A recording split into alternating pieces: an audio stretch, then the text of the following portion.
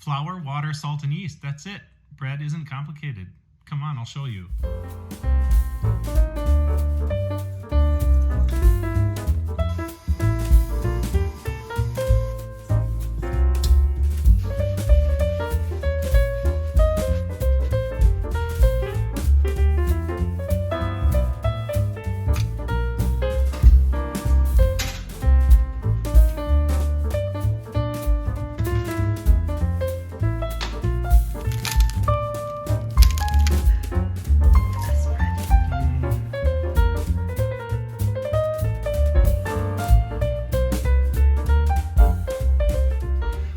Greg, and welcome back to another episode of The Pot Thickens. I post videos every single week, so please make sure you like and subscribe and hit that notification bell if you don't want to miss out on any new episodes. People have been baking bread for thousands of years, and if you think it's complicated, you're wrong. It's not. It's simple. It's just a few simple ingredients. You put it together, you let nature do its work, and it comes out of the oven crispy and hot and steamy and just fantastic. So today I want to talk about a baguette. A baguette is a French-style bread that's shaped into a cylindrical loaf, and typically a French baguette has a thin and crispy crust on it, and inside is nice and soft and chewy with a nice crumb inside, and they're the perfect bread to make sandwiches with. If you've ever been strolling down the streets of Paris and seen some of the shops, and you see these sandwich shops that you can take out on the street, it's just the most amazing thing to have these French baguettes stuffed with whatever your favorite ingredients are. Come along and I want to show you how I make my simple baguettes. We're going to start by measuring out 500 grams of bread flour into a clean bowl. That's about 3 cups of flour. If you don't have bread flour on hand, you can go ahead and use all-purpose flour. It'll work just fine. I mean, it's just bread, and bread is simple. We also want to add some salt, and I like my bread to be about 2% salt, or 2% of the weight of the flour. So for 500 grams, I'm adding 10 grams of salt. That's about 1 3/4 teaspoon if you're using kosher salt. Less if you're using a finer grain salt. I'm just going to add that to the mixing bowl for my stand mixer. In a clean bowl, I'm adding 10 grams or 2 1/4 teaspoons of sugar and 10 grams of active dry yeast. The sugar is going to help feed my yeast and get it growing. I want a dough that is not too sticky and is easy to work with, so I'm aiming for a 65% hydration dough. That means I'm going to be adding 325 milliliters or 11 ounces of water. This will be allowed to sit for about 10 minutes with this yeast to activate so that it can bloom and come alive. Now, if you're using instant yeast, you can throw that right into your dry ingredients without doing this, but for active dry yeast, that typically needs to be proofed or bloomed in some water ahead of time. You can see after 10 minutes it gets nice and bubbly. Once the yeast is bloomed, we're going to combine that with the dry ingredients and knead this for about 10 minutes. I'm using a stand mixer to make this job a little bit easier with my dough hook, but you can certainly do this by hand on the counter also. While that's kneading, I'm just going to make myself some fried rice with cabbage for breakfast.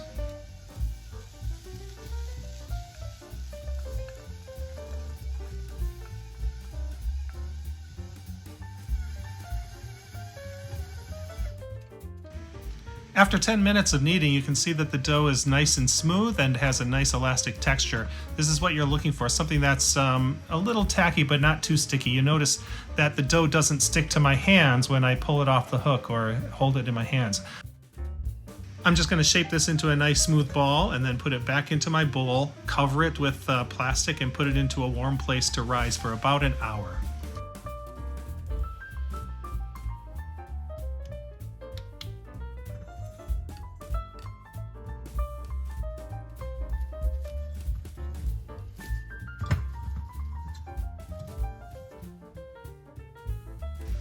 Here's my dough after rising for about an hour, and you can see that it's doubled in size, and you can tell when you stick your finger in it that the indents stay, so you know it's puffed up nicely with the air. After this first rise, you want to turn your dough out onto a lightly floured surface.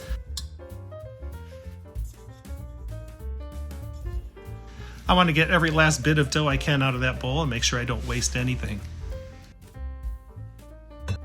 This is enough dough to make 3 good-sized baguettes, so I want to divide it into 3 equally sized pieces. Now, you could eyeball this and cut it into what looks like about the same size, but I prefer to actually weigh it on my scale so that I can get this as close as possible to being equally divided. I'm just going to try to roll it a bit more and shape it into an oblong shape so that I can cut it. And I'm going to weigh the whole dough so I know what the entire weight is and then divide that by 3. My dough weighs 855 grams in total, so I want to divide it into 3 pieces that weigh 285 grams each.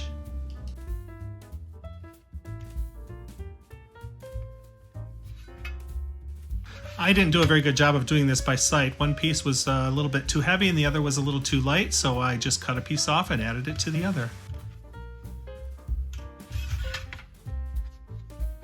Now that you have your dough divided, you want to roll them into balls, and I want to talk a little bit about the technique here. So you'll notice I'm folding it in on itself, trying to shape it into a ball. As I'm pulling it into a ball, you notice I'm stretching the top of the dough and making it taut. Now to increase that even more, I'm rolling it on the counter to try to tighten up the top of the dough. This helps hold in the air as the CO2 is formed during the fermentation and give more lift to your dough.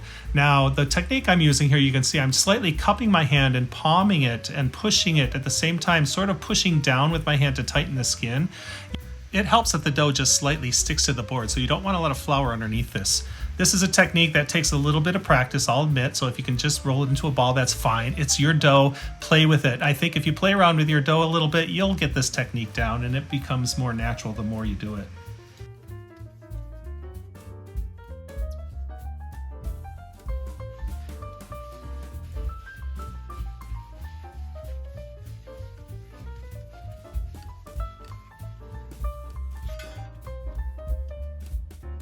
I'm going to cover those with a towel and let it rest for about 5 minutes and let the gluten relax so that we can shape it a little easier.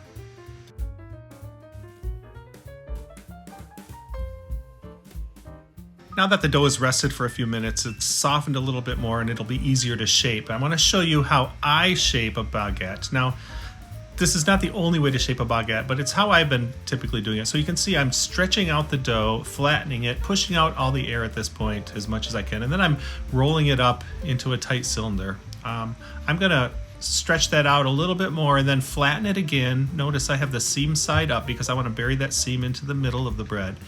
And then I want to sort of fold it into thirds again and crimp it together into thirds. And then I just gently stretch it out to the length that I want for my baguette.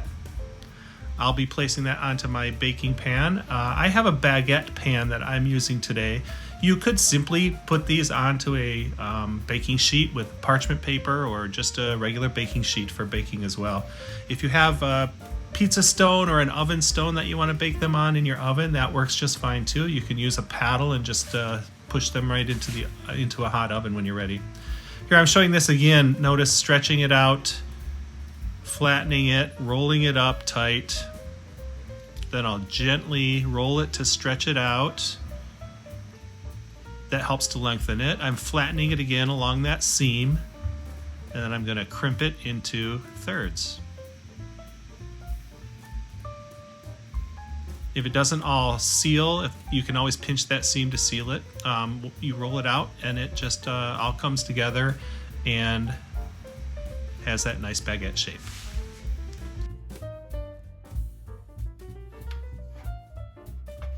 These will be covered with a towel and allowed to rise again for about 30 to 45 minutes until they double in size and puff up.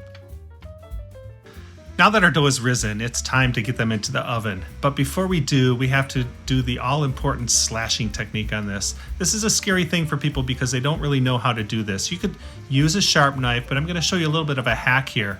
I have a metal chopstick and a razor blade, and I'm just inserting the chopstick in there. It's going to hold it tight because of the bend of the razor blade, and it makes for the perfect knife to slice the bread.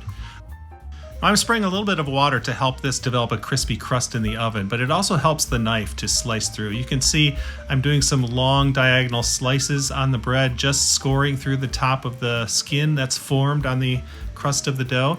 There's a good reason for this, because when you put this in the oven, it's going to expand rapidly. It's what we call oven spring. And if you don't have slashes through that dough, it's just going to find the weakest point in that skin and burst through. And so you're going to get some really misshapen bread. So slashing is a really important part of making your bread rise evenly in the oven. I've preheated my oven to 500 degrees, and what you can see is I have a tray on the bottom rack here that I'm pouring water in. This creates a steamy environment in the oven that allows that bread to rise and expand rapidly without getting too crusty initially. You want a steamy environment for that bread to bake when you first put it in. I'm also spritzing a little bit more water just to make sure there's enough steam in there. Once the bread goes in the oven, I turn the temperature down to 450 degrees. About halfway through the baking, after about 10 minutes, I'll rotate my pan in the oven so that the bread bakes evenly and put it in for about another 10 minutes until the crust gets nicely golden brown. Here's the finished bread coming out of the oven. It's got a nice crust on it, and I just can't wait to dive into this. But first we have to let it cool a bit. You don't want to slice into a freshly baked loaf that just came out of the oven. Oh my God, can you hear that? Oh yes. All right, the bread has had a chance to cool, and you can see it's gotten a little bit soft as it cools. It's not quite as hard as it was when it came out of the oven, but listen to that crunch. Ah, soft on the inside, crispy on the outside. You want to try some? Yes. This whole thing? We'll do. You make the best bread. Oh my God. Yeah, fresh bread. Nothing can beat it. That crunch. That But crust. soft on the inside. Look at that. Really good. Very good. Amazing. Bread. It's just flour, water, and salt. And delicious. And delicious. I'm Greg, and I'm Lisa. And thanks for watching. Please be sure to like, subscribe, and hit that notification bell, because I can do a lot of things in the kitchen, but Yes, I can't you can. grow this channel without your help.